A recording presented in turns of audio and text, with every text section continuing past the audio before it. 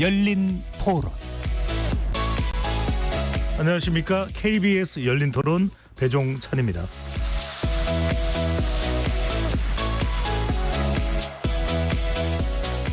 이번 주 금요일에는 지적 호기심에 목마른 사람들을 위한 전방위 토크, 줄여서 지목전 토크로 꾸며드립니다. 지난 4월 22일 며칠 전이죠. 54번째 맞는 지구의 날이었습니다. 오는 28일까지는 탄소 중립에 대한 인식을 더 높이고 실천을 확산하기 위한 기후변화 주간이기도 합니다. 지구가 뜨거워지고 있다 때문에 기후가 변화되고 온갖 자연재난이 발생한다. 이는 지구인들의 피해로 돌아오게 되겠죠. 이번 주 헌법재판소에선 첫 기후소송에 대한 변론도 있었는데요. 오늘 1부에서는 기후변화를 막기 위한 지구인의 노력에 대해 살펴보고요. 최근엔 일본 성인물 배우들이 참석하는 성인 페스티벌의 개최 여부를 두고 찬반으로 나뉘어 이슈가 되고 있습니다. 2부에서는 성인 페스티벌 찬반, 축제를 바라보는 다양한 시선에 대해 들여다보겠습니다. KBS 열린 토론 지금 출발합니다.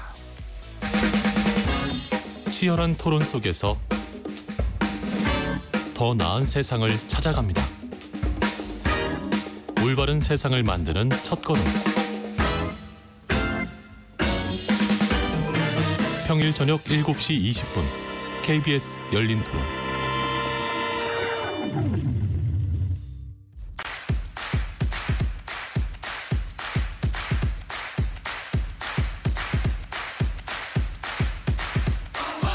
지적 호기심에 목마른 사람들을 위한 전방위 토크, 지목전.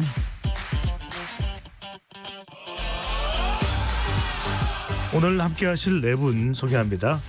나라를 걱정하는 물리학자 건국대 이종필 교수 나오셨고요. 안녕하세요. 이종필입니다.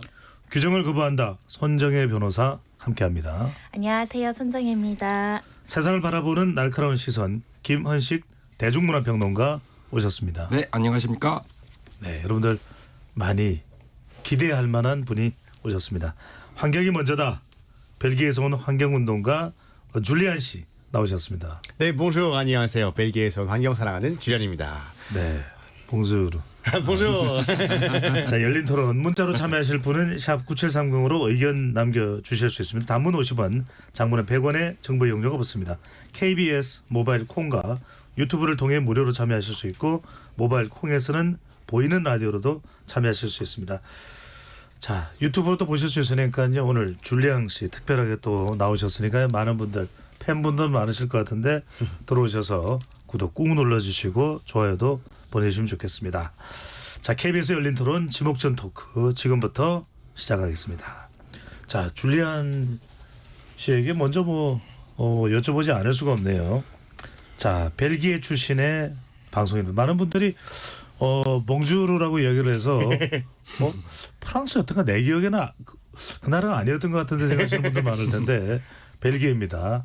3개 국어를 할 수 있다고 하셨죠? 네, 맞습니다. 네네. 프랑스, 한국어, 스페인어. 영어까지 하고 스페인어 거의 다 잊어가지고 이제. 4개국어네요. 아블라 에스파뇰? Habla español poquito, sí. 네네. 오. 자, 2016년에 유럽연합 기후행동 친선대사, 지난해 대한민국 녹색 기후상 시민 부문 우상을 또 수상하셨고요. 실생활에서 환경 지키는 운동 강연도 하러 다니고 계시는데 궁금합니다. 언제부터 환경에 관심을 가졌는지. 또 많은 분들이 궁금하실 텐데 그 환경을 벨기에 본인의 나라의 환경을 이야기하시는 건지 대한민국의 환경 운동가로 운동을 하고 계신 건지요. 네, 일단 오늘 나와서 너무나 영광을 생각하고 있고요. 이 질문 많이 받습니다. 제가 왜 환경에 대한 관심 가지게 됐는지, 왜 지금 이런 활동하고 있는지. 사실은 일단 엄마 아빠가 80년도 때쯤에 이제 그 유기농 채소들 판매하는 그런 가게 운영하셨었어요. 그래서 아무래도 그런 영향 좀 있었고, 그러다가 한국 왔을 때 그때부터 좀 기후위기라거나 그리고 또 생태계 다양성의 문제라거나 이런 것 좀 더 듣게 되면서 관심 점점 더 가지게 됐어요. 그러다가 갑자기 방송을 하게 됐는데 방송하다 보니까 많은 사람들이 제 이야기를 듣게 되고 오늘 같은 자리도 초대하게 되고 그래서 내 목소리로 무엇을 할 수 있을까 하면서 또 환경에 대한 얘기를 좀 했으면 좋겠다. 그러면 뭐가 좀 그래도 선항에 미칠 수 있지 않을까 생각했는데 그래서 사실은 많은 사람들이 가끔씩 저한테 왜 벨기에 아니라 한국 와서 이렇게 하는지 가끔씩 물어보는데 일단은 뭐 지구의 문제는 예.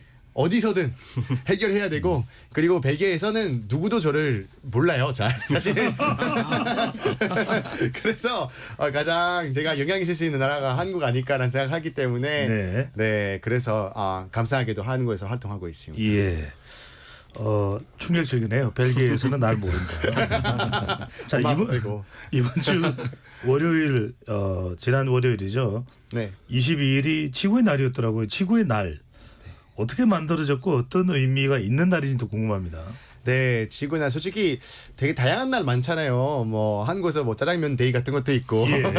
정말 그런 거 많은데 사실은 이게 1970년도에 만들어지게 됐어요. 그때 이제 미국 근처에서 굉장히 큰 기름 유출이 발생하고 나서 그래도 지구를 지키기 위한 우리가 좀 기념하는 날 같은 거 있어야 될 것 같다 하면서 네. 이제 미국 이제 상원의원 한 분이 그때 이제 만들게 됐습니다. 그래서 매년 사실은 우리가 매일매일 지구의 날이었으면 좋겠지만 그래도 하루라도 우리가 조금 다시 한번 생각하면서 환경 위해서 우리가 잘하고 있는지 할 수 있는 게 없는지에 대해서 생각할 수 있는 날이라고 생각하시면 될 것 같습니다. 참 중요한 날이네요. 맞습니다. 네.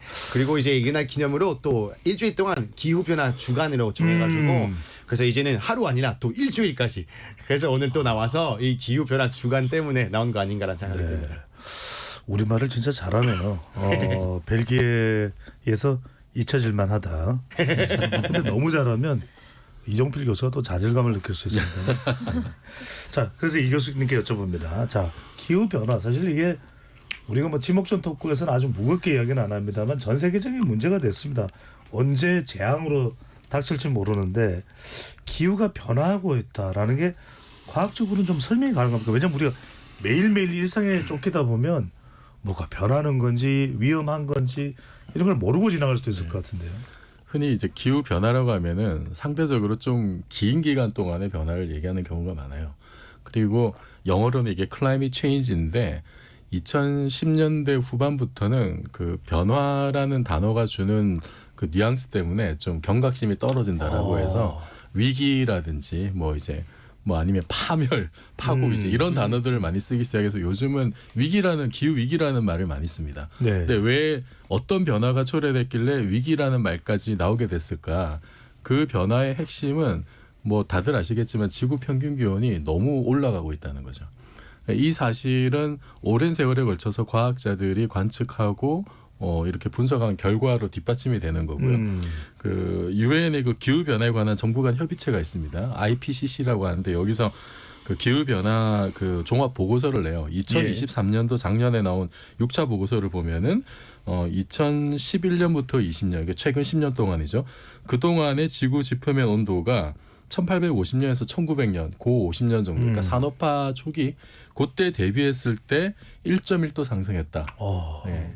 이게 그냥 우리가 이게 1.1도라는 게 결코 적은 영향이 아니죠. 엄청난 영향이죠. 사람 체온이 1도 오르면 생명이 왔다 갔다 할 수 있잖아요. 이게 되게 신기한 게 그 마지막 그 빙기식 있잖아요. 빙기식 빙하기. 네. 그때 지금이랑 혹시 몇 도 정도 차이 났을 거라고 생각하세요? 기후가? 빙하기 때는 엄청 추웠을 테니까. 그렇죠. 엄청난 차이 뭐 몇십 도 정도 몇백 도 차이 날 것 같은데. 마이너스 5도 밖에 안 났었어요. 그래서 마이너스 4도에서 7도 정도 왔다 갔다 해요. 그래서 진짜로 이 5도의 차이가 빙하기로 겪을 만큼의 차이이기 때문에 1도의 차이도 결코 작지 않다는 것을 생각하면 될 것 같습니다. 그래서 이 변화 때문에 뭐 대기권, 그 빙하권, 생물권의 광범위하고 급격한 변화를 야기했고 그 온도 상승의 주범이 인간이 만들어낸 그 온실가스다라고 하는 것이 뭐 거의 모든 전문가들의 일치된 견해이고요. 네. 그래서 사실은 해수면도 많이 올라갔어요. 1901년부터 2018년까지 전 지구 평균 해수면이 0.2m나 올라갔거든요. 상당히 좀 많은 수치인데 더 심각한 문제는 뭐냐면 최근으로 올수록 1년에 올라가는 정도가 더 빨라지고 있어요. 더 빨라지고 있고 우리나라의 또 안 좋은 소식은 네. 평균 기온이 올라가는 정도나 한반도 주변 해수역의 해수면 온도가 세계 평균보다 더 높아요. 그렇군요. 네. 정말 이게 우리가 계속 매일매일 지켜보니까 별 변화가 없는 것처럼 생각하는데 기후 전문 학자분들이 그 이야기를 하더라고요. 날씨는 변할 수 있다. 하지만 기후는 급격한 변화가 초래되면 그건 위기다. 이런 얘기를 하는데 김원식 평론가는 네. 또 할리우드 영화가 이런 기후를 경고하는 영화들이 많았습니다.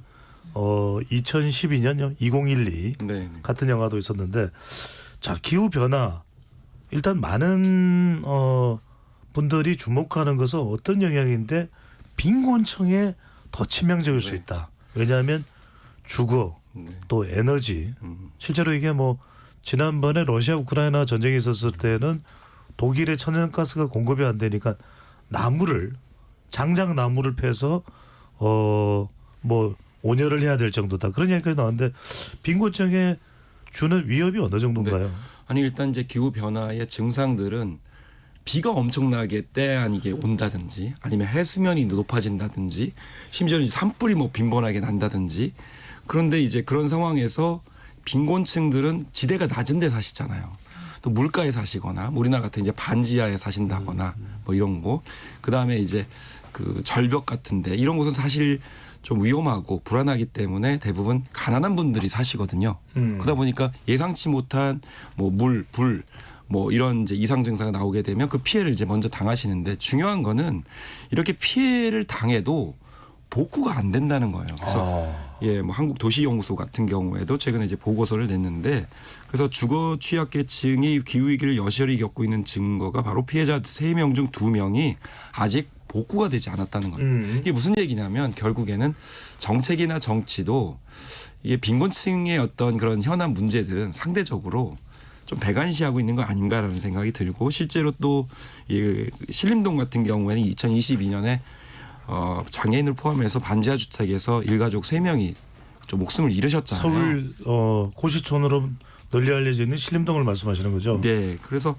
그런데 아직도 반지하 계속 다 살고 계시거든요. 다 없애겠다고 서울시 같은 경우도 얘기했었는데 이게 왜 안 되느냐. 결과적으로는 다른 곳으로 갈 곳을 마련해 줘야 되잖아요. 그러니까 지원금만으로는 당장 이 공공 임대주택 같은 경우도 가지 못하는 그런 상황이 되니까 결과적으로 계속 그곳에 사실 수밖에 없는 네. 상황들이 벌어지니까 결국 비가 많이 오고 예. 침수가 되면 당장 반지하에 사시는 분들은 생명의 위협을 느낄 수도 있는 거네요. 저 같은 경우도 반지하방에 한 15년 정도 살았거든요. 근데 이게 한순간이에요. 그러니까 비가 갑자기 들이쳐가지고 어느 한 뭐 배수구 같은 경우가 막히게 되면 바로 물이 넘어오거든요. 그렇기 때문에 이게 안전할 것 같지만 또 안전하지 않은 급박한 상황들이 많이 있기 때문에 보통 때 모니터링하고는 좀 다르다는 점 이런 점도 우리가 상시 생각을 해야 됩니다. 그렇군요. 줄리앙 씨는 또 환경운동가로 활동하면서 네네. 본인이 이제 이런 환경 기후 위기에 대한 걸 절실하게 또 체감을 또 인식을 하고 계신 거잖아요. 젊은 또 우리 학생들 또 청년들을 대상으로 해서 강연도 많이 하실 텐데 구체적으로 어떤 사례가 있는지 주로 그런 강연을 했을 때 강연을 듣고 난 이후에 그런 강연에 참석한 사람들이 반응이 어떤지도 궁금하고요. 네.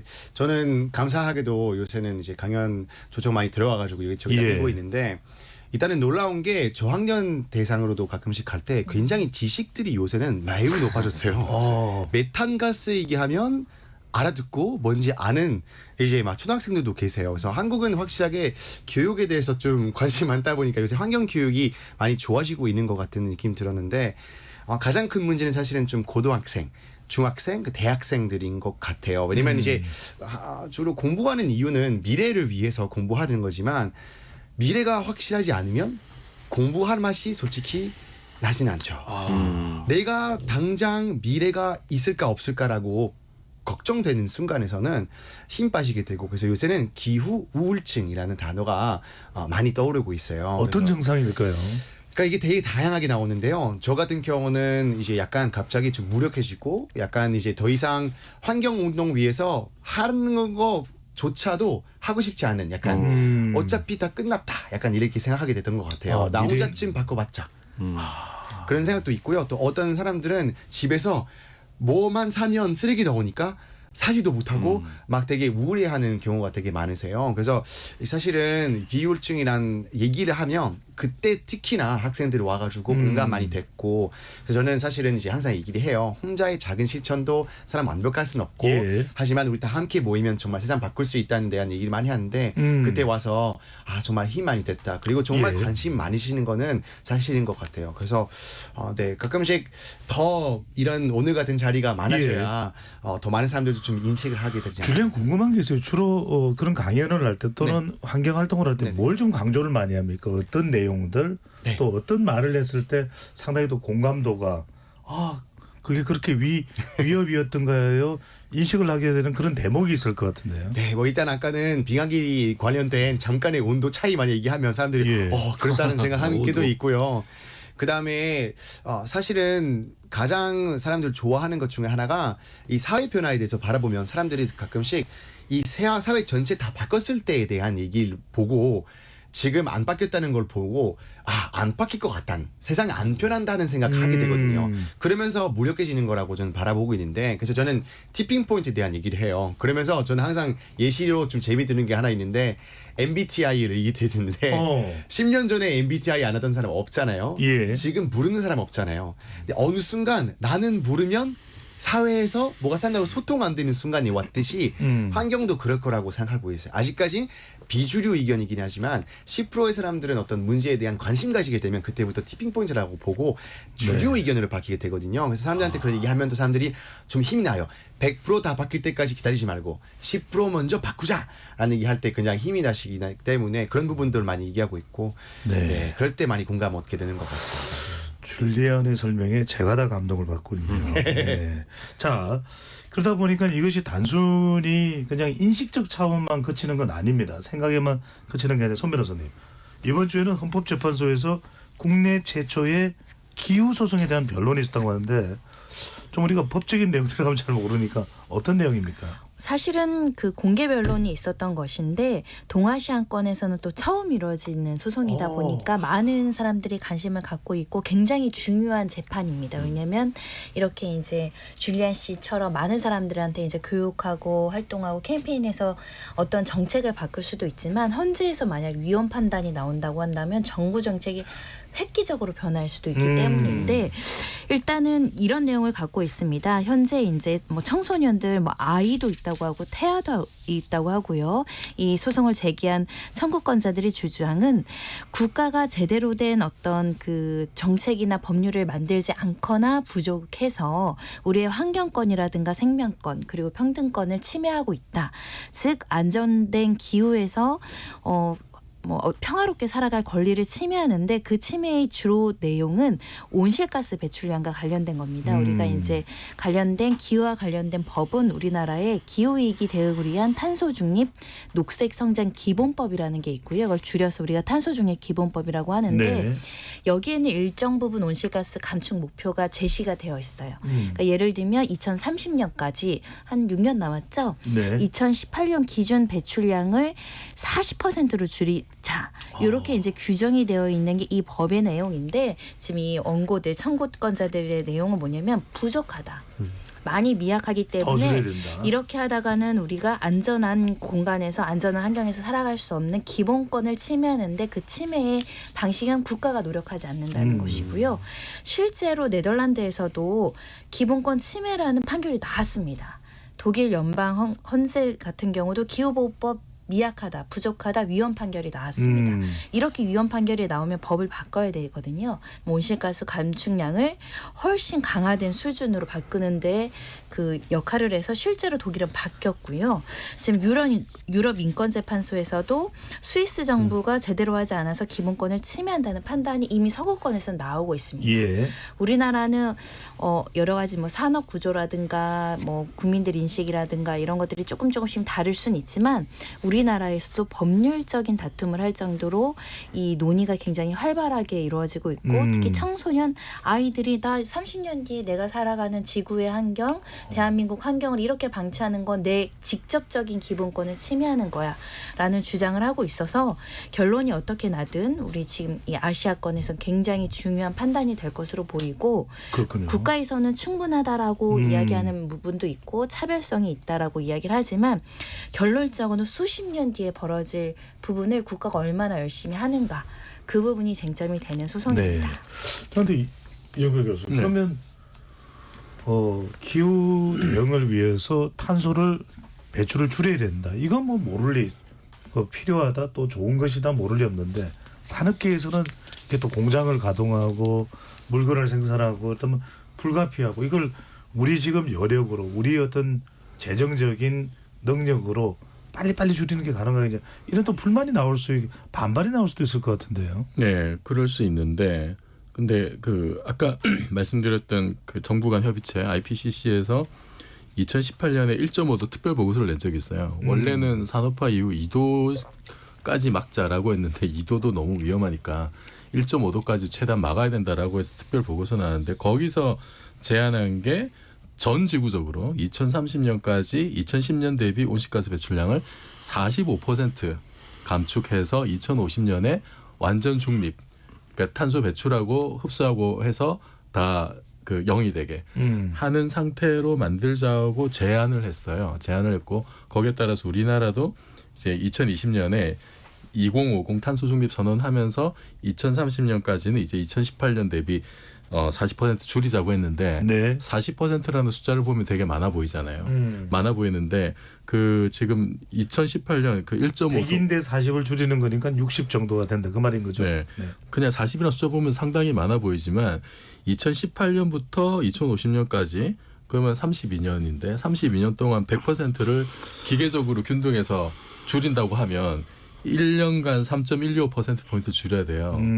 그거를 지금부터 2018년부터 30년까지 2030년까지 12년 곱하기 하면은 단순 평균 냈을 때 37.5% 줄이는 겁니다. 네.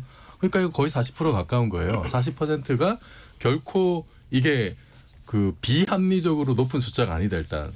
그만큼 지금 그 기후 위기가 심각하다는 걸 지금 보여드리는 거고, 산업계 물론 여러 가지 어려움이 많겠습니다만 지금 뭐 R200이라든지 이런 것 때문에 에너지 전환을 제때 하지 않으면 그것이 새로운 통상 장벽으로 이미 작용을 하고 있어요. 네. 그러니까 새로 우리 산업계가 앞으로 살아남을 길은 다 같이 지금 에너지 전환에 얼마나 적극적으로 나서느냐. 좀 그게 가장 중요한 포인트입니다. 불령 씨도 산업계 관련돼서 뭐 이야기하고 싶은 게 있다면요. 네, 그러니까 일단은 솔직히 많은 사람들은 가끔씩 환경 기후위기 얘기하면 먼 어디 북극곰의 문제라고 아직까지 생각하는 사람 생각보다 많으세요. 아직도. 네, 근데 솔직히 그거 초월했어요. 일단 요새 유럽에서 많이 논의되는 것 중 하나가 요새 집 같은 거를 보험 들 때 있잖아요. 이제는 어떤 지역에서는 너무 재난이 날 거란 확신이 높기 때문에 유럽에서도 어떤 회사들은 더 이상 보험 안 들려고 하고, 심지어 미국에서는 플로리다 주에서는 아예 보험은 들지 못하는 집들도 이제는 생겼어요. 그래서 그만큼 지금은 경제로도 사실 기후가 같이 관련이 돼 있는 곳이 너무 많습니다. 얼마 전에 포스코에서도 굉장히 큰 피해를 봤었을 때도 공장에서 그때 또 이제 그 액수가 어마어마했거든요. 근데 이게 어떻게 보면은 보험 회사들도 개인의 이득을 위해서 사실은 기후위기가 싸워야만 하는 거라고 생각해야 되는 거예요. 사실은 이게 경제랑 굉장히 엄청 긴밀한 관계가 있단 말이죠. 왜냐면 건설업계도 그러면 이제 그냥 뭐 송도 같은 곳에서 아무래도 이제 해수면도 같은 거 올라가게 되면은 거기 있는 그럼 땅값부터 뭐 집값도 다 떨어질 수도 있고 하니까, 그래서 이거는 단순하게 우리가 이거는 건강 이런 건 아니라 굉장히 사실 이게 그런 전체적인 경제적인 사실은 많은 그런 시각과 바라보고 있는 문제라고 봐야 될 것 같아요. 그래서 당연히 지금은 어렵죠. 갑자기 저도 사실은 이제 가게 하나 운영하고 있는데 어려움 많이 겪죠. 왜냐면 저희도 약간 뭐 휴지 같은 거 가끔씩 써야 될 때도 있고, 어떻게 다 그런 건 없이 씁니까? 에어컨도 껴야 되기도 하고, 그래서 불가피한 거 있지만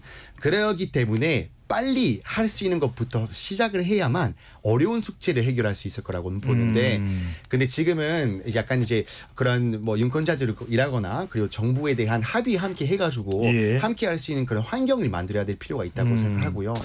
그런 부분 좀 생각하고 있습니다. 네, 줄리안의 설명은 심지어는 그런 기후에 따른 것이 영향을 줄 수 있기 때문에 보험회사가 보험도 받지 않으려고 하는 겁니다. 네, 그렇죠. 그런 사항도 있다고 하는데, 김원식 평론가, 참 이게 우리가 어떤 인식과 또 현실과의 또 사람들은 이런 이제 사회적인 문제로 인식할 때는 심각할 수 있다 생각하지만, 또 개인으로 생각하면 적극적이지 않은 괴리감이 있어요. 이 부분은 뭔가 좀 우리가 해소할 수 있는 방법이 있을까요? 그래서 이제 인지적인 문제, 그러니까 이제 알고 실천하는 문제, 이것도 이제 중요합니다만은 저는 여기서 이제 산업 문제를 말씀하셨잖아요. 예. 이런 부분들을 좀 앞서서 제가 말씀드린 빈곤층하고 연결지어서 말씀드리겠습니다. 그러니까 여기서는 이제 미래 세대에 대해서 세대 간 차별이다라는 이제 이야기를 하는 거건데 이런 부분들은 전 옳다고 생각합니다. 미래 세대는 왜냐하면 지금의 의사결정이 미래에 살아갈 그런 미래의 어떤 그 자기 삶과 연결되기 때문에 그런 점도 굉장히 중요하고 저는 목소리를 내야 된다고 보고 있는데요. 그렇지만 지금 현재의 산업의 규율 어떤 비중을 보면 제조업에 종사하시는 분들이 서민과 예. 빈곤층인 경우가 많습니다.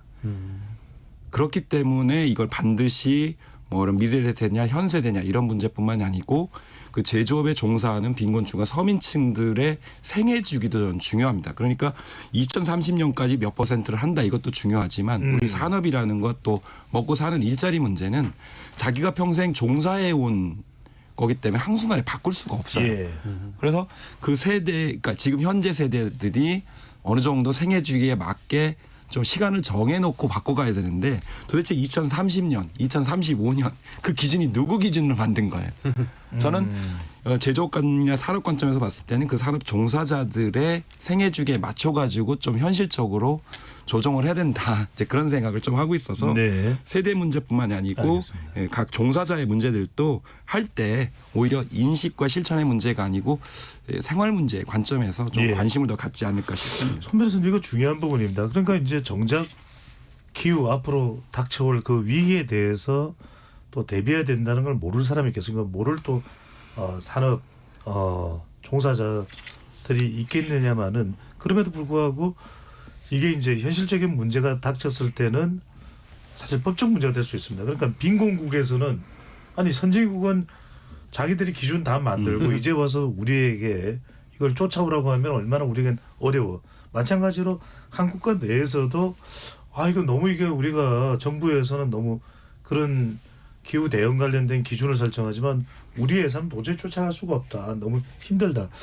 이런 소송도 유발될 것 같다는 생각도 들거든요. 사실 국가가 국가 간 그 기후 소송하는 경우도 있습니다. 요즘 그런 측면에서 기후가 하나의 권리로서 이제 작용을 하는 건데 항상 문제는 그런 겁니다. 기후 위기를 막기 위한 여러 가지 제반 조치는 생활의 제약에 따르게 되고 경제 발전에 제약이 따를 수밖에 없습니다. 말씀하신 것처럼 제조업이 위축될 수 있고 거기에 일을 하는 사람들이 고용 불안에 시달릴 수 있고 경제 성장이 늦춰질 수 있는 거죠. 정부에서도 대폭 탄소 배출량을 급감시키는 조치를 하면 되겠지만 연관된 산업 분야가 굉장히 고통을 받을 여지가 있기 때문에 함부로 이것을 이렇게 강제하지 못하는 측면이 있는데 그래서 파리협정에서도 이 국가 간의 각자의 능력과 상황이 다르니까 각자 능력에 따라서 네. 이런 환경이나 이런 것들을 조정을 해라. 일정 부분 자율성을 준 것이죠. 근데 아까 말씀드린 것처럼 독일은 30년까지 40% 했지만 그 국가에선 이건 너무 부족하다고 판단이 나온 겁니다. 과연 대한민국은 능력이 되는데도 40%보다 뭐 예를 들면 60%까지 감축할 수 있는 능력이 있는데 이걸 하지 않아서 위헌인가라는 판단이 나온지가 이제 지켜봐야 되는 상황이고요. 정부의 주장은 그렇습니다. 우리나라 산업 구조의 특성을 파악하고 여러 가지 상황을 고려했을 때 지금 기준도 맞춰지기가 굉장히 어렵다라는 주장이고 이 청구권자 측에서는 기본권을 보호해야 되는데 너무 부족하다. 최소의 어떤 기준도 지금 충족되지 못하고 30년 뒤에는 아예 무계획이다. 그럼 어떻게 할 것인가에 대한 의견이 좀 대립되어 있다라고 보시면 될 것 같은데 예. 결국은 우리가 예전에 산업 발전 개발했던 시대도 환경과 개발 가지고 굉장히 고민을 많이 했었잖아요. 그 균형점을 찾는 게 굉장히 중요하고 세계적으로 누군가가 이걸 강제하기는 굉장히 어렵습니다. 국가 간의 이해 충돌의 문제가 있기 때문에. 예. 그런데 가장 중요한 건 최근에 유럽 인권 재판소에서 한 스위스 정부의 기후 변화 대응책이 국민의 기본권을 침해했다는 결정이 나온 것이거든요. 그러니까 결국은 이 환경권이라는 게 추상적이고 잠재적인 권리로 보다가 이제는 구체화된 권리로 보는 겁니다. 네. 아까 말씀하신 것처럼 기후 변화 때문에 나는 내가 마땅히 들어야 될 보험을 가입할 수 있는 권리마저 박탈당한 거죠. 리스크가 커지니까 보험회사에서 안 받아준 겁니다. 개개인의 삶과 밀접한 기후 변화가 이제 시작됐다. 예. 사실 굉장히 무서운 얘기죠. 우리가 30년 뒤에 50년 뒤에 기후 때문에 어떤 고통을 받을지 사실은 전문가들은 예견하고 있지만 국가는 무엇을 할 것인가에 네. 대한 숙제 같은 재판입니다. 손정혜 변호사는 환경 전문 변호사인가요?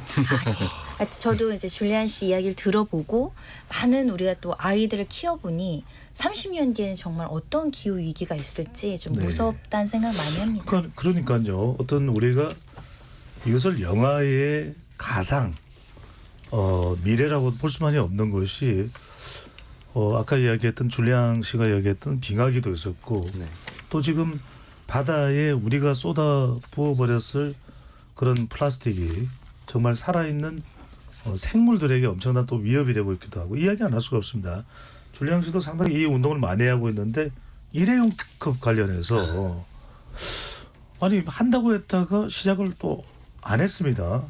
그리고 종이 빨대가 있기는 합니다만 종이 빨대도 여전히 환경 쓰레기로서 상당히 또 위협이 될 것 같기도 한데 뭔가 좀 특단의 대책을 강구해야 되는 건 아닌가라는 지적과 또 목소리가 높아지고 있는데 어떻게 보시는지요?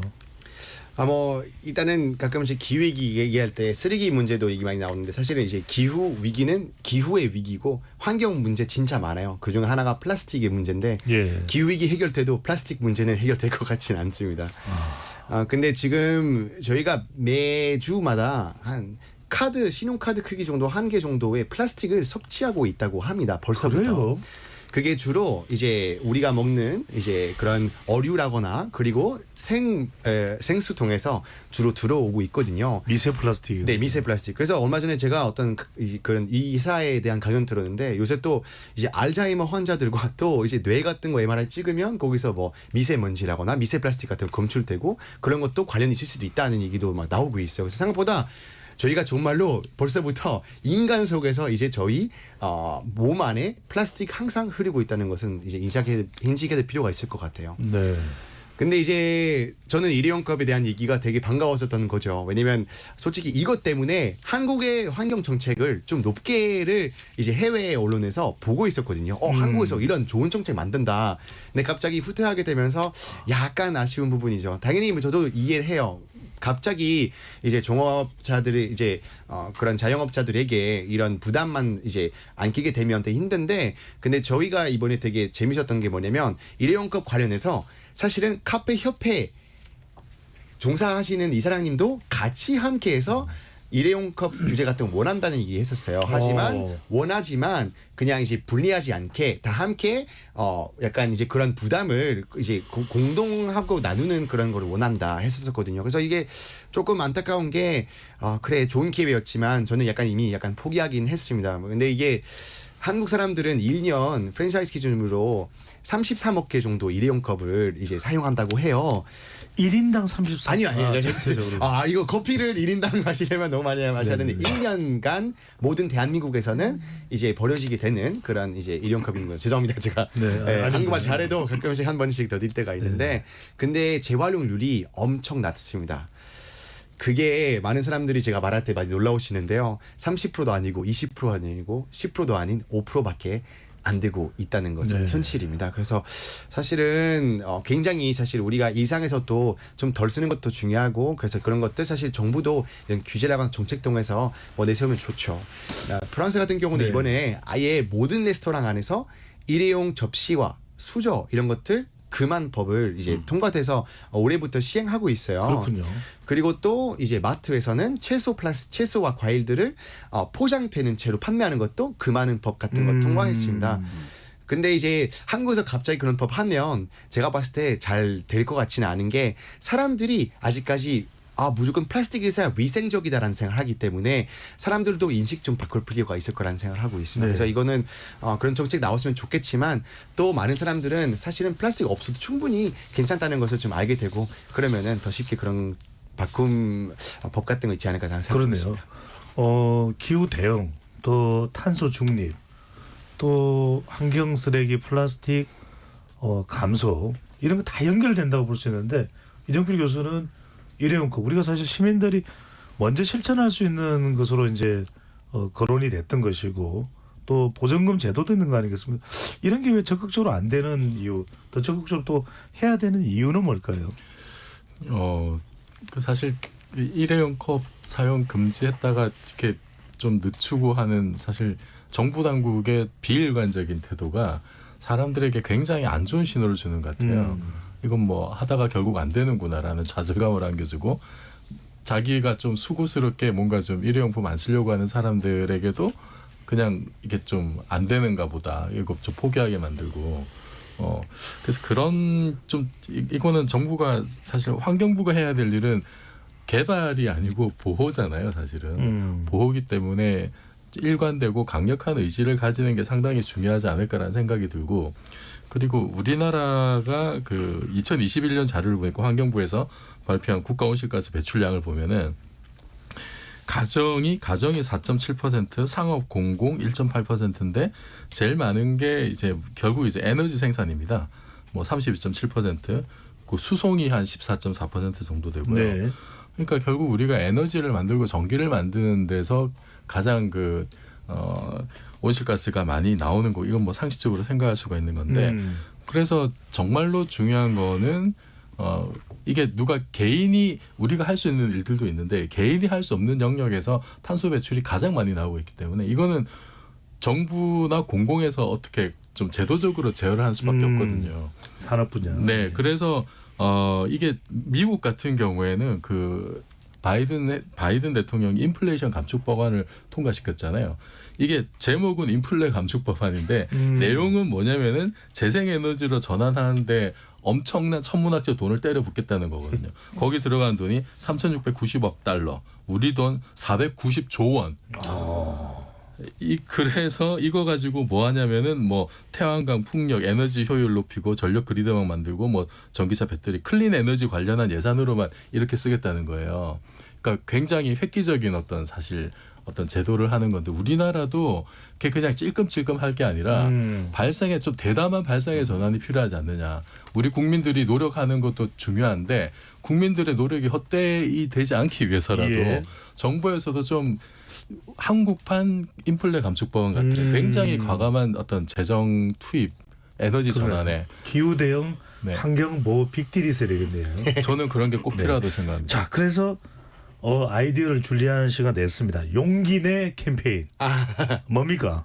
네, 뭐 용기 내 캠페인 다양한 캠페인도 많이 있는데 저 되게 자주 실천하고 있거든요. 저는 이제 방송국 가면 도시락 주는 경우 되게 많아요. 근데 저는 이제 비건이기도 하고 또 저는 이제 쓰레기 만들 때마다 조금 아픔이 있어요. 그래서 저 용기 내는 것이 용기를 내서 용기를 가져가 가지고 식당에서 여기다 포장해 주세요라는 캠페인이거든요. 아, 네. 그 용기가 네. 우리가 뭔가를 과감하게 시도하는 그 용기가 아니라 뭔가를 담을 수 있는 용기네요. 맞습니다. 두 가지 의미가 다 있네요. 맞습니다. 다회 용기. 오늘도 저기 들고 오셨어요. 텀블러. 네, 텀블러도 들고 왔고 사실 밑에도 제 용기 직접 또 가져오기도 했습니다. 그래서 사람들이 가끔씩 특히나 코로나 때 배달 많이 했기 때문에 쓰레기가 많이 나오는지 알게 됐잖아요. 그래서 우리가 쓰레기 일상에서 줄이는 것도 되게 중요하고 또 많은 사람들이 이걸 실천하면 아마도 뭐 정부라거나 이런 곳에서도 이런 거 원하는 사람 많구나라는 것도 생각하게 될 것 같고요. 그리고 요새는 또 이런 거 하면 탄소 중립 포인트도 받을 수 있어서 그거는 조금 잘하고 있는 것 중에 하나라고 생각을 하고 있습니다. 탄소 중립 포인트를 어디로부터 받는 겁니까? 이거는 이제 정부로부터 이제 만들었던 건데 그래서 이번에 네. 타릉이까지 뭐 이런 것들도 좀 확장할 거라고 하더라고요. 그래서 자전거 타게 되면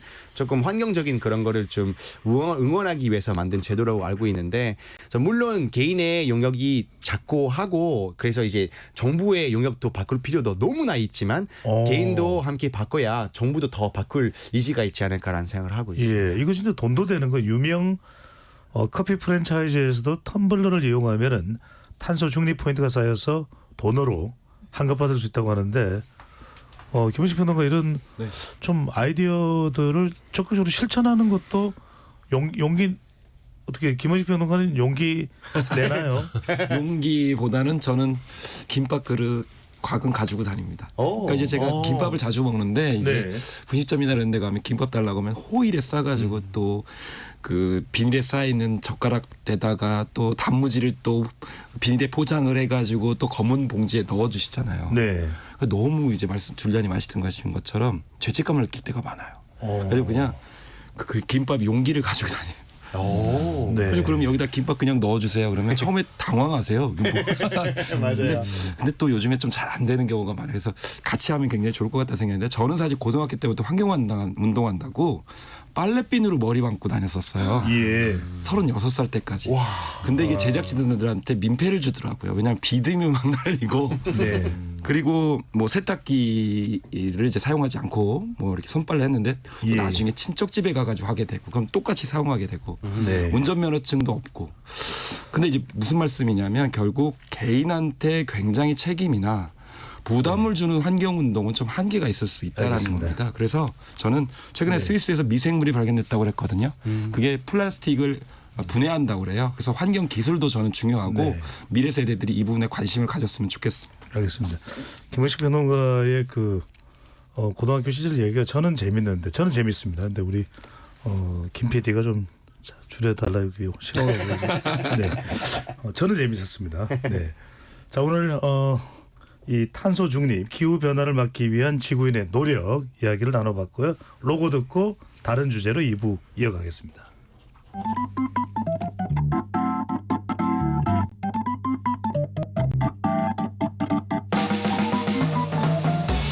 세상을 바꾸는 질문 열린 토론이 시작합니다. KBS 열린 토론은 언제나 열려 있습니다. 단문 50원, 장문 100원의 유료 문자 샵 9730 그리고 KBS 어플리케이션 콩으로 여러분의 의견을 남겨주세요. 진짜 호기심에 목마른 사람들을 위한 전방위 토크 KBS 열린 토론 2부 이어가겠습니다. 스튜디오에 이종필 건국대 교수, 손정혜 변호사, 김원식 대중문화평론가, 환경운동가 줄리안 씨 네 분과 함께하고 있습니다. 자, 1부에서는 환경 관련 기후위기를 막을 수 있는 여러 방안들 이야기를 나눠봤고요. 2부에서는 축제 관련 이야기입니다. 하지만 일반적인 축제는 아닙니다. 바로 최근 성인 페스티벌의 개최 여부를 두고 개최 장소를 비롯해서 찬반, 젠더 갈등까지도 일어나고 있는 상황인데 자세하게 내용을 살펴보겠습니다. 자, 성인 페스티벌 최근에 관련해서 상당히 이 정치적으로도 주장이 나오고 하면서 좀 경론이 벌어지기도 하고 또 논란이 되겠는데 손 변호사님 우선 개최 여부를 두고 갈등을 빚고 있는 이 축제가 바로 성인 페스티벌입니다. 어떤 내용인 겁니까? 페스티벌에 참여하면 어떤 건지 뭐가 또 논란이 되는 건지도 궁금하고요.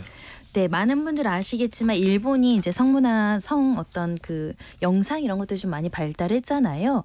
그 성인 영화 AV 이제 배우들이라고 지칭을 하는데 성인 콘텐츠 제작 업체 플레이조커라는 업체가 있습니다. 여기에 이제 소속된 일본 AV 배우들이 이제 우리나라에 와서 행사를 여는 거죠. 뭐 속옷 패션쇼를 하던가 네. 뭐 사인회도 하고 성인용품 체험 부스도 하고 특히 VIP 티켓 한 3,400만 원 정도 알려지고 있는데 이 티켓을 구매하는 경우에는 또 배우들과 뭐 사진을 찍는다던가 만남을 할 수 있고 이 행사는 이제 성인 인증을 거쳐야 되니까 성인들만 입장이 허용된 이 성인 영화 배우들을 직접 이제 만나고 사인을 받을 수 있는 행사라고 보시면 될 것 같고요. 네. 다만 이제 이게 성인 영화라다 보니까 조금 선정적인 부분이 있잖아요. 그래서 일단 여성 단체에서는 이제 성상품화에 대해서 우려하면서 반대하고 있고 또 반대는 이런 성인 영화 자체가 합법적인데 이 배우들과의 어떤 팬미팅이나 이런 것들이 왜 규제돼야 되냐 이런 논란이 제기된 상황입니다. 그러네요. 이 성인 페스티벌에 대해서 찬반 여론, 찬반 주장이 나오고 있다는 건데 김평론가님 지금 개최 장소가 여러 번 바뀌었습니다. 일종의 또 학부모 단체 또 여성 단체에서 이제 문제를 제기하고 또 논란이 되고 있는 그런 상황인데 일종의 장소가 문제가 되는 것이 이 행사의 법적인 합법성 여부를 떠나서 논란이 되니까 우리 지역은 안 된다. 일종의 님비 현상, not in my backyard 이런 현상이 있다고 봐야 되나요? 글쎄요. 그 사실 이 행사가 어떤 행사인지 몰랐다고 그러면 이렇게까지 거부하거나 여러 차례 바뀌지 않았을 것 같아요. 왜냐하면 작년 12월 달에 광명시에서 이미 한번 행사를 했어요. 아, 행사를 했군요. 네, 행사를 했습니다. 그래서 그때 이제 손종혜 변호사님께서 말씀하신 것처럼 뭐 패션쇼를 한다든지 뭐 사인을 한다든지 VIP를 대상으로 뭐 3,400만 원에 따로 이렇게 만남을 주선한다든지 이런 것들이 알려지면서 네. 여성단체와 교육단체 또 지자체에서 반대를 한 거거든요. 특히 뭐 나중에 이제 말씀드리겠습니다. 이벤트가 가장 문제가 되는데 중요한 건 수원시 같은 경우에는 교육적인 문제 때문이었습니다. 왜냐하면 인근 초등학교와 직선거리로 뭐 50m 사실은 뭐 20m 굉장히 가깝고 또 요즘에 초등학교는 가까이 사는 곳에 배정을 하거든요. 그렇기 네. 때문에 주말에 한다 하더라도 그러니까 통학을 하지 않는다 하더라도 주말에 항상 왔다 갔다 하는 공간이기 때문에 우려가 된다. 그래서 이제 파주시로 또 이게 넘어갑니다. 그래서 파주시 같은 경우도 불허를 했고 왜냐하면 파주시 같은 경우도 어떤 관광 청정 이미지가 있는데 이런 행사를 하면 안 된다는 거고 또 불통이 또 여의도 한강으로 튀었습니다. 근데 네. 한강에서는 한강이라는 건 결국 야외 공간이잖아요. 근데 그전에는 실내 공간에서 어느 정도 한다고 그랬는데 여의도 한강 야외에서 한다고 이러면서 또 이게 문제가 됐던 거거든요. 허허. 그러니까 또 이제 강남으로 또 불통이 튀었습니다. 강남에서는 그냥 카페 거리에서 하겠다. 실내에서 하겠다. 이랬는데 이 강남구에서는 선량한 풍속을 해친다라고 해서 불허를 하게 된 그런 상황이 됐고 그러면서 약간 주춤해졌어요. 그래서 이 주최 측에서 그러면 AV 배우들의 보호를 위해 가지고 하지 않아야 되겠다라고 했었는데 이게 다시 또 6월 달에 심지어 두세 배를 키워서 하겠다 이렇게 얘기했는데 여기에는 짐작하건대 오세훈 시장의 발언이 영향을 미친 것 같아요. 왜냐하면 어떤 발언인가요? 그 민간에서 하는 그런 행사라고 그러면 서울시에서 관여하지 않겠다 이런 응답을 했거든요.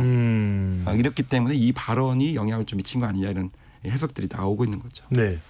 이정필 교수께 여쭤보겠습니다. 이게 상당히 이쪽 주장을 들으면 이쪽 주장의 말이 타당하다는 생각이 들고 또 반대쪽 말을 들으면 그건 또 좀 위험할 수도 있겠네라는 생각이 들기도 하고 자 지금 이 정치권까지 번졌어요. 개혁신당의 천하람 당선인이 SNS에 성인이 성인만 들어올 수 있는 공간에서 공연 또는 페스티벌 형태의 성인 문화를 향유하는 것이 뭐가 문제냐 이렇게 이야기를 했고 또 한 토론에서는 공권력의 행사는 특히 문화 영역에는 명백한 불법이 있을 때만 개입해야 한다 이런 이야기를 하고 있습니다.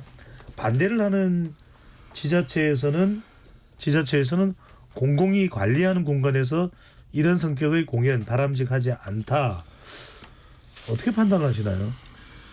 글쎄요, 참 어려운 문제인데 그 천하람 당선인이 이제 여성 관객 대상의 19금 뮤지컬까지 이제 언급을 하면서 여자는 되고 남자는 안 되냐 이런 식의 또 예. 얘기까지 해서 이게 또 젠더 갈등 유발하는 게 아니냐 이런 얘기도 있었던 것 같고 저는 이 소식 듣고 먼저 생각났던 게 그 블랙핑크의 리사가 예전에 그 프랑스의 크레이지 호스에 출연했던 그 일화가 잠깐 좀 떠올랐어요. 어떤 내용인지 잘 모르시는 분도 계시니까요. 네, 이게 그 저도 잘 모르는데 파리 3대 캐바레 중에 하나라고 합니다. 그러니까 그 좀 상당히 좀 노출 수위가 높은 또 과감한 퍼포먼스 이런 걸로 유명한 쇼인데 이게 1951년에 프랑스의 전위 예술가인 알랭 베르나데잉이 이제 기획을 해서 뭐 예술가 외설 뭐 논란이 있긴 합니다만 굉장히 이제 그 유명한 쇼이고 거기에 네. 블랙핑크의 리사가 출연했다고 해서 상당히 좀 국내에서도 논란이 됐던 적이 있었어요.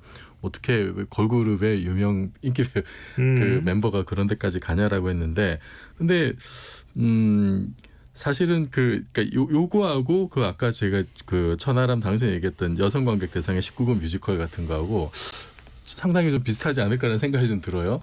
근데 지금 성인 페스티벌이 좀 문제가 됐던 거는 일단은 우리나라에서 그런 그 크레이지 호스라든지 아니면은 그 이제 뭐 남성 대상의 뭐 19금 그런 뮤지컬도 있긴 합니다만 아직 뭐 대중화된 건 아니고 그러니까 너무 좀 낯선 거예요 일단은 낯설고 낯선데 그 성인 페스티벌이 주는 어떤 그런 고정관념이 있습니다.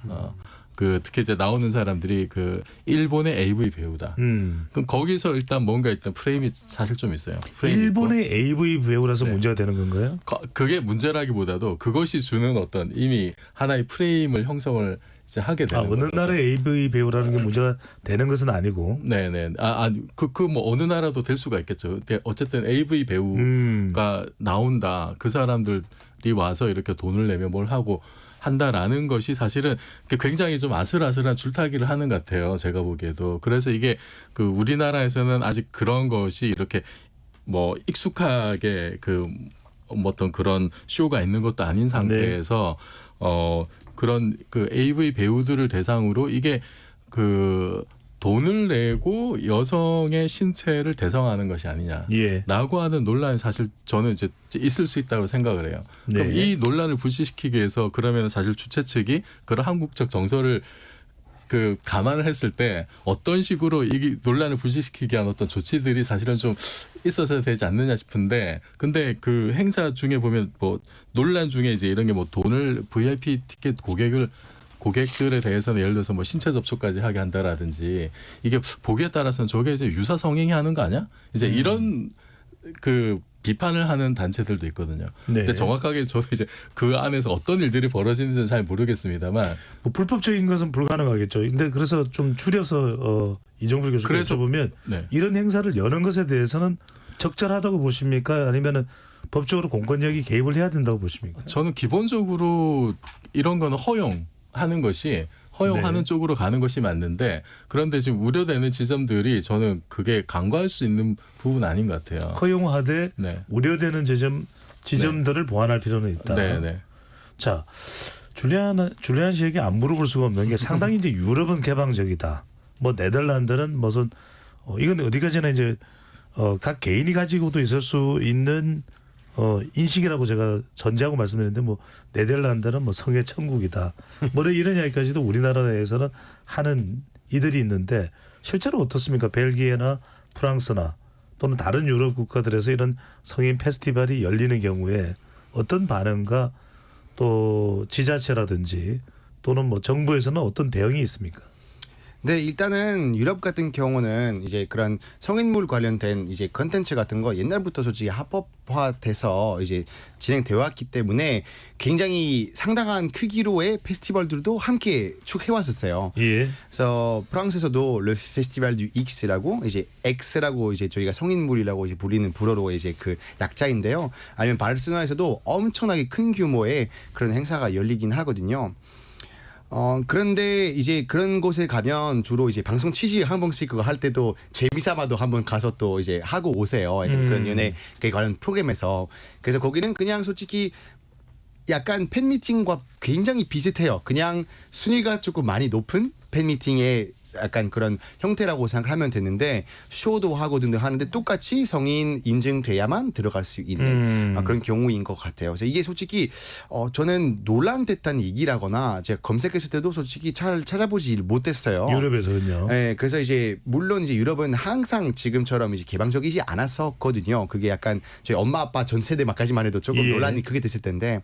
근데 한국 같은 경우 보면 가끔씩 조금 저도 이 사람들이 바라보는 사회와 그리고 이 현실에 가끔씩 조금 약간 개입되는 경우가 가끔씩 있다고 생각을 했어요. 예. 그래서 약간 근데 사회적으로 봤을 때 아직까지 그런 건 굉장히 약간 보수적으로 바라보는 건 굉장히 크기 때문에 한국에서 저도 이런 거 열린다고 했을 때 뭔가 문제될 것 같은데 라는 생각을 했었고, 역시나 문제되긴 했었어요. 줄리안, 유럽에서는 이런 건 없나요? 우리가 주로 우려가 나오고 지적이 나오는 것이 학교 근처다. 아이들에게 뭔가 좀 위협이 되거나 또 해를 끼치지 않겠느냐라고 하는 지적, 또 성매매 가능성이나 배우에 대해서 이렇게 터치가 있다든지 이런 우려도 있는데, 그런 부분에 대해서는 어떻게 보시는지? 근데 이게 뭐 벨기에 같은 경우 성매매가 합법이기 때문에 그래서 이것까지 걱정될 거는 있진 않고, 왜냐면 세금도 내시고 하는 경우이기 때문에 우리나라하고 대등하게 비교할 수는 없다. 네, 한국하고 너무 다르고, 근데 이제 학교 근처라는 건 저는 솔직히 이제 학교 근처에 홍보물이 들어가는 것이 문제일 것 같지만, 어허. 학교 근처에서 잘 숨겨져 있으면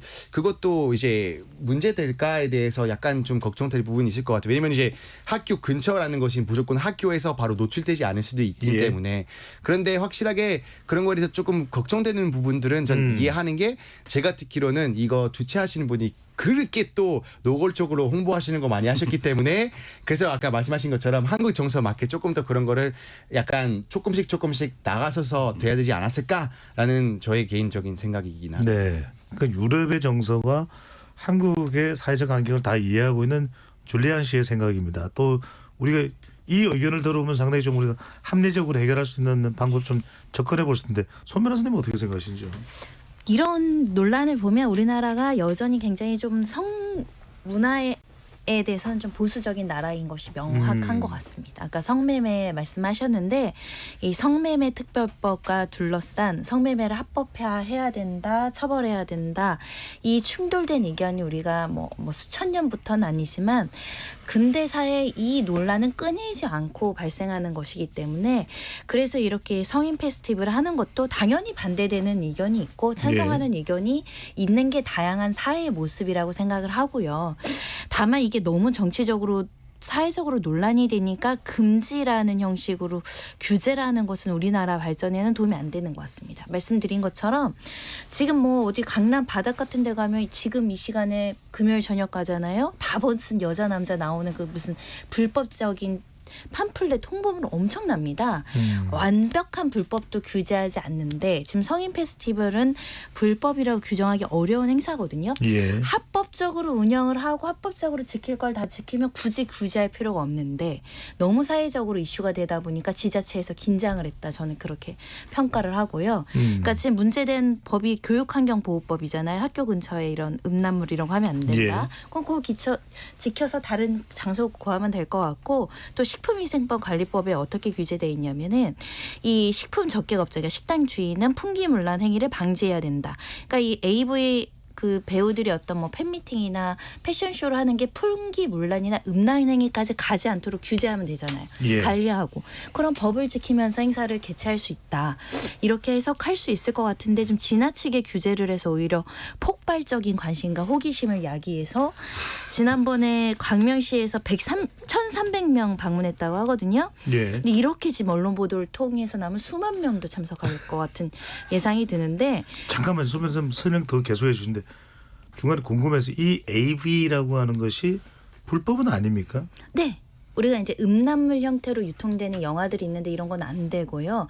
그에 이르지 않는 예술의 창작에 보호가 되는 성인 영화는 지금 합법적으로도 보고 계시잖아요. 여기에 활동하는 배우들은 또 합법일 수 있기 때문에 성매매에 이르지 않거나 음란물에 이르지 않는다고 한다면 지나친 규제가 필요한가라는 생각을 한번 하는데 예. 다만 이제 반대 의견은 이런 거죠. 성상품화. 성적 대상화, 성차별 구조를 심화시킨다. 이거는 이제 뭐 저희가 경청해야 되는 의견이다. 근데 이 성착취나 성상품화는 뭐 걸그룹에도 문제될 수 있고 영화 콘텐츠에서도 문제될 수 있고 이미 우리 성매매 관련한 업소들이 질비한 곳에서도 문제가 될 수 있어서 네. 이런 점은 지양할 필요가 있다라고 네. 생각합니다. 김현식 교수가 하실 말씀하시고 지금 이 문제가 젠더 갈등으로 번지고 있습니다. 그러니까 단순히 어떤 법적으로 음란행위냐 아니냐 이런 차원을 떠나서 천하람 당선인은 여성 관객 대상의 19금 뮤지컬들을 거론하면서 여성 관객을 대상으로 할 때는 별다른 문제가 되지 않았다. 여성들의 본능은 자유롭고 주체적인 여성들의 정당한 권리인 것으로 인정되는 반면 남성들의 본능은 그 자체로 범죄시되고 저질스럽고 역겨운 것으로 치부되는 이상한 기준이 적용되기 시작했다면서 남녀 간을 또 이렇게 좀 약간 구분하는 듯한 표현이 나왔어요. 이건 어떻게 보시는지? 남녀의 수준, 남녀의 어떤 프레임으로 보면 저는 안 된다고 생각을 합니다. 일단 여러 가지 많이 말씀 나왔는데 지금 물어야 될 게 안 나왔는데요. 여기 성인 영화 배우들이 출연한다라고 했잖아요. 근데 예. 우리가 생각하는 이제 좀 쉽게 말씀드리면 예전에 영화 뽕이라든지 산딸기에 나온 그런 배우들을 생각하시면 안 돼요. 일본의 성인 배우는 거의 포르노 수준이에요. 그러면 이 포르노 수준의 배우들이 나오는 페스티벌에 참여하는 사람들은 그 배우를 왜 보러 가냐라는 거죠. 그래서 현행법으로 포르노 수준의 음란물은 제작 유통을 하지 못하게 돼 있고 지자체 중에 한 분이 이 부분을 얘기한 거예요. 이 AV 영화 배우들은 포르노 수준의 음란물에 출연하는 사람인데 그 사람들을 데려다가 엉덩이를 만지게 한다든지 뭐 여러 가지 어떤 뭐 VIP 모임에서 또 유사 성행위를 한다든지 이런 행위를 해야 되냐라는 거죠. 그렇기 때문에 이건 법적 제도적 틀에서 이 좀 꼼꼼하게 따져봐야 되는 것이고 저는 문화적으로 또 얘기를 하겠습니다. 잠깐만요. 터치하는 행위가 허용이 되나요? 그 행사에서? 돈을 내는 경우에는 터치를 하도록 했다라고 하는 것이 지금 여성단체 주장이에요. 잠깐만요. 손 변호사님 법적으로 확인이 허용되나요? 안 됐습니다. 아, 지금 네. 뭐냐면은 그 VIP 티켓이 논란이 되는데 여기서 신체 접촉을 허용한다라는 업체 측의 확인이 없습니다.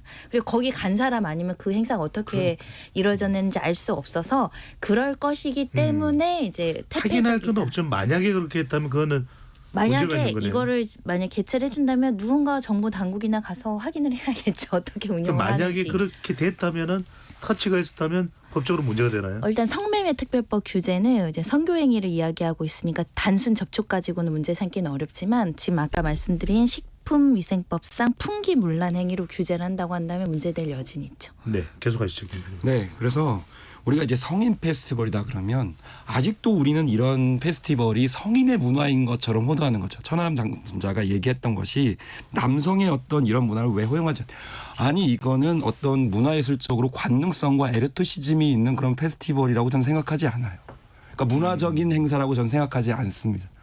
왜 이런 것을 마치 당연한 문화적 권리인 것처럼 이야기하는지 성인이라는 프레임에서 좀 해방시켜줄 필요가 있다라고 생각이 들고 네. 그냥 간단하게 말씀드리면 수준을 많이 좀 높여주셨으면 좋겠습니다.